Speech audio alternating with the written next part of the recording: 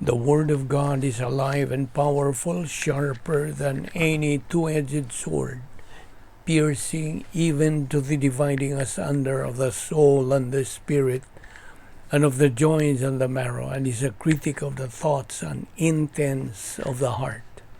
All Scripture is God-breathed, and is profitable for doctrine, for reproof, for correction, for instruction in righteousness, that the man of God might be mature, thoroughly furnished unto all good works. Welcome once again to our daily doctrinal Bible study through the Balbido Evangelistic Ministry.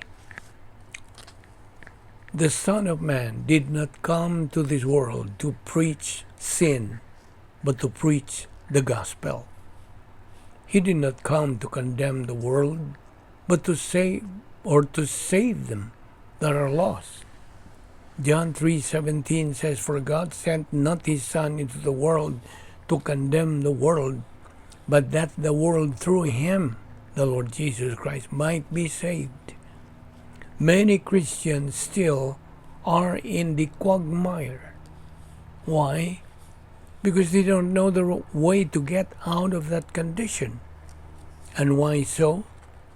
It is so because they don't know the truth.